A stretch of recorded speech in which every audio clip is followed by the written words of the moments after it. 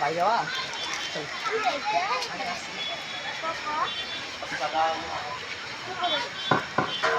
আসসালামু আলাইকুম ওয়া রাহমাতুল্লাহি ওয়া বারাকাতুহু। আলহামদুলিল্লাহিল্লাযী আফতা আল-আকলাম ওয়াল আরদিন والصلاة والسلام على من كان نبيا وعالم بين الماء والطين. أما بعد فأعوذ بالله من الشيطان الرجيم. ببركة بسم الله الرحمن الرحيم. اهدنا الصراط المستقيم. صدق الله العظيم وصدق رسوله الأمين المؤمن المتين الكريم ونحن على ذلك لمن الشاهدين والشاكرين والحمد لله رب العالمين. আমি কোরআনের পাকে একটি আয়াতে কারিমা তেলাওয়াত করেছি। ইহদিনা সিরাতাল মুস্তাকিম। আল্লাহ তাআলা কোরআন কারীমের মধ্যে বলতে আছেন ইহদিনা সিরাতাল মুস্তাকিম, আমাদেরকে সিধা রাস্তায় চালাও। আল্লাহ যখন সিধা রাস্তায় চালাবার কথা বললেন, আমরা কেমন সিধা রাস্তায় চলবো? আমরা আজকে সেই বাজারে গিয়ে দাঁড়িয়ে থাকবো, এটা না সিধা রাস্তায় চলা, এটা নয় বরঞ্চ রাসূলের মেহফিলে আল্লাহর নাম যেখানে চলে সেখানে এসে দাঁড়িয়ে থাকা, বসে নাম হচ্ছে সিধা রাস্তায় চলা বলা হয়েছে। এটা রাস্তায় চলার কথা। আর আমরা আজকে কি করছি? যেটা বাজার, আল্লাহর রাসূল যেই বাজারে যেতে মানা করেছেন যে বাজার সবচেয়ে বড় জায়গা, তোমরা এই বাজার দেখো। আমরা আজকে সেই বাজারে থাকি, আমরা কালে মুসলমান যা আমরা বাজারের মধ্যে থাকি কিন্তু মেহফিলের মধ্যে নাই। তো এখানে এরই মধ্যে একটি হাদিস আছে যে হুজুর সাল্লাল্লাহু আলাইহি ওয়াসাল্লাম ফজরের নামাজের পরে সাহাবীদেরকে জিজ্ঞাসা করছেন, হে সাহাবী, তোমরা কি আজকে কেউ স্বপ্ন দেখেছো? তো সাহাবীরা বলেছে, না ইয়া রাসূলুল্লাহ, আজকে আমরা কেউ স্বপ্ন দেখিনি। হুজুর আমরা কি স্বপ্ন দেখেছেন? হুজুর বললেন, হ্যাঁ আমি স্বপ্ন দেখেছি। জিজ্ঞাসা করা হলো, আপনি কি স্বপ্ন দেখলেন? তো হুজুর বলেছেন, আজকে আমি স্বপ্নের মধ্যে দেখতে আছি যে দুজন মানুষ আছে, আমাকে ঘুম থেকে উঠিয়ে দিয়ে মুলকের সামনে দিয়ে চলে গেল। আমি যেতে দেখলাম একজন মানুষ বসে আছে আর আরেকজন মানুষ ওর সামনে দাঁড়িয়ে তার হাতে একটি লোহার আঙুর আছে, যে আঙুরটা দিয়ে বসে থাকার সেই লোকটি ঢালে একবার ঘরে আরেকটি গাড়ি বের হয়, একটি গাড়ি ঘরে আরেকটি গাড়ি বের হয়। হুজুর জিজ্ঞাসা করলেন, এটা কেটে চাই? যখন সেই দুইজন ব্যক্তি বললেন, হুজুর আগে চলে গেলেন। হুজুর আগে যাওয়ার পরে যে দেখতে পেলেন একজন মানুষ শুয়ে আছে আর একজন মানুষ বসে আছে, যার হাতে একটি বড় রয়েছে। সেই পাইকে তার মাথার উপরে ফেলে, তার মাথা ছেড়ে হয়ে যায়। সেই পাইকে আবার বলে, আবার সেই পাথরটি আবার তোলার পরে পাথরটিকে আবার ফেলে, মাথার মাঝে চন্দ্র হয়ে যায়। হুজুর জিজ্ঞাসা করলেন যে এটা কিসের শাস্তি? তো হুজুর বললেন, হুজুর আগে গেলেন। হুজুর আগে গিয়ে দেখতে পেলেন যে একটি নদী আছে, রক্ত নদী। হুজুর জিজ্ঞাসা করলেন, এই রক্ত নদী আছে, ওই মানুষটাকে আর এই মানুষটার সামনে পাথর আছে কেন? এই মানুষটা ওই মানুষটিকে পাথর মারছে কেন? এটা বলো। সেই দুইজন বললেন, হুজুর আগে গেলেন। তো হুজুর চুলার মতো বন্ধুরা জিনিস দেখলেন, যে জিনিসটির ভিতরে আগুন জ্বলছিল। আগুন জ্বলতে তার ভিতরে একজন মেয়ে এবং ছেলে উলঙ্গ অবস্থায় আছে। তিনি জিজ্ঞাসা করলেন, এটা কি? তিনি বললেন, তিনারা বললেন যে হুজুর আগে চলেন হুজুর আগে গেলেন হুজুর আগে গিয়ে একদিন গাছ দেখালেন যেই গাছের নিচে একজন মানুষ আর কিছু বাচ্চাকে নিয়ে বসে আছে হুজুর জিজ্ঞাসা করলেন এটা কি তখন হুজুর বলল যে হুজুর আগে চলেন হুজুর আগে গেলেন আর একটা মস্ত বড় গাছ দেখলেন যেই গাছের মধ্যে একজন মানুষ গাছের জড়ে আগুন জ্বালাচ্ছিল হুজুর জিজ্ঞাসা করলেন যে এটা কি আছে তখন বলতে লাগলো হুজুর আগে গেলেন হুজুর যখন আগে গেলেন বাড়ি আছে আলিশান বাড়ি খুব সুন্দর বাড়ি হুজুর জিজ্ঞাসা করলেন এটা কার কাণ্ড তারা বলল যে হুজুর আগে গেলেন হুজুর আগে গেলেন আরো একটা বাড়ি দেখলেন হুজুর বাড়ি যাওয়ার পরে বলল একটি বাড়ি দাঁড়ালে দুইটি বাড়ি দাঁড়ালে এই বাড়ি বাড়ির জন্য আর আমাকে আজকে রাত ঘুরাবে আর আমাকে সমস্ত জিনিস দেখালে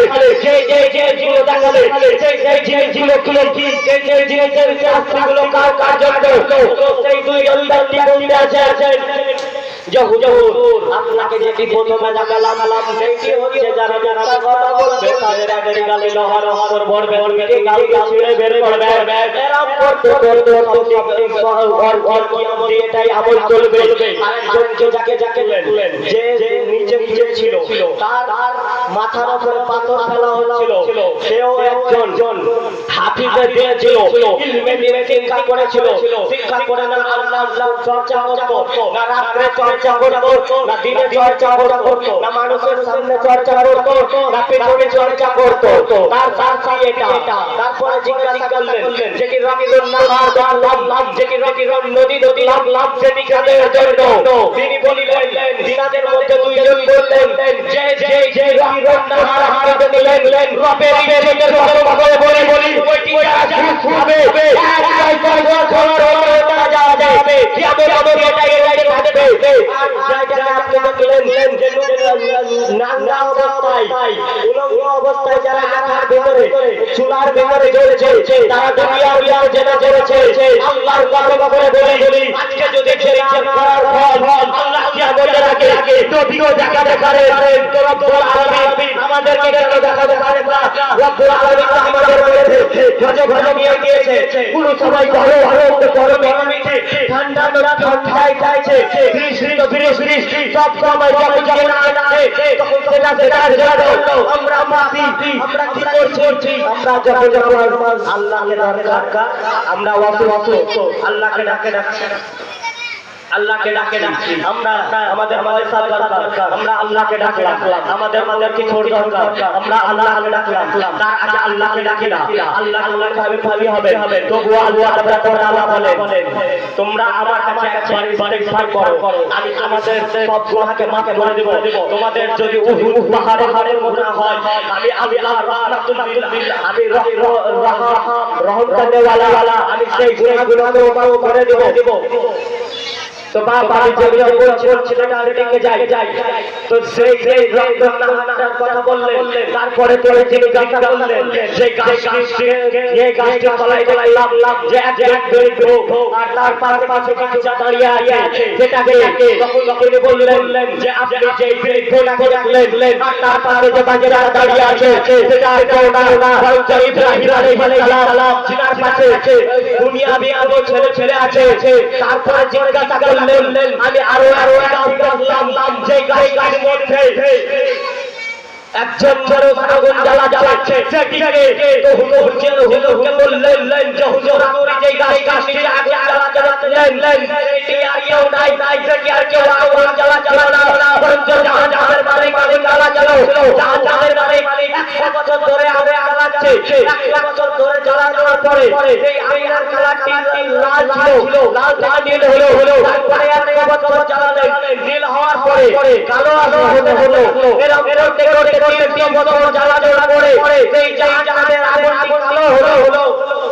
তারপরে বললেন যে গরিব প্রকার ঘরটি গেলাম সেই ঘরটি কার সেই ঘরটি কাদের জন্য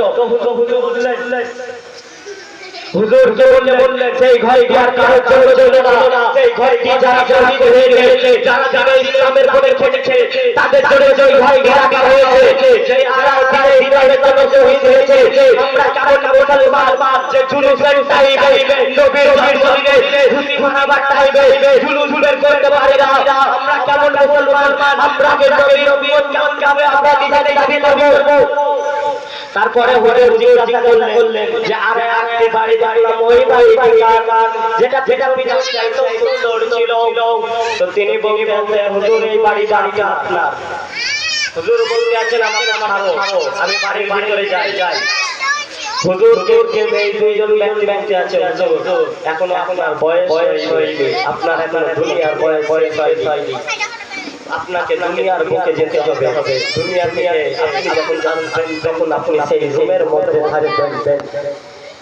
তারপরে হুজুরকে চিনহার পরিচয় করলেন যে হুজুর ডান ডাকে যে আছে জিবরাইল দিকে যে আছে, আরে আমি কাই। তো যখন নবী নিজে সাজাগুলো শাস্তিগুলো দেখে এসেছে, আমরা নবীর নামে দাবি করছি আহলে সুন্নাত ওয়াল জামাত, নবীর ঝুড়ে বের করি না, নবীর ব্যাপারে নবী ব্যাপারে বলি না। আজকে রাস্তার ভিতরে আমার কথা শুরু বলে গেল যেখানটাতে আল্লাহ রাসূলের ব্যাপারে কথা চলবে সেটা জান্নাতুল ফেরদাউস, আর যেটা বাইরে যারা থাকবে তারা জাহান্নামের ভিতরে আছে।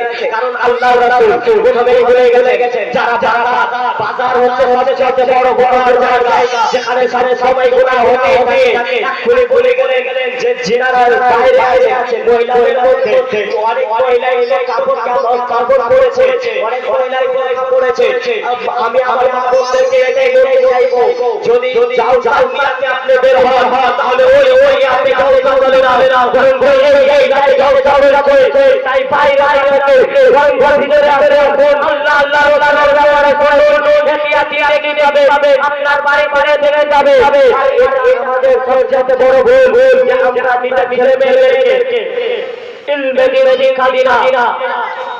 একজন লেখক তিনি লিখে রেখেছেন তালাবুল ইলমি ফারিদাতুন আলা কুল্লি মুসলিমা। প্রত্যেকটা মুসলমান বেটা ছেলে এবং মেয়ে ছেলে, পুরুষ এবং মহিলা সবাইকে এই শিক্ষা করা ফরজ। আর আমরা কি করছি, আমরা আজকে ইলমের জায়গায় ছেলে মেয়েরা হলে ভর্তি করি, সেখান থেকে ছেলে মেয়ে আসছে বাজারে বাইরে থাকে, সেই জায়গাগুলোকে রাখবার জন্য আমরা মুসলমান হয়েছি, একদম মুসলমান নয়। বরং যারা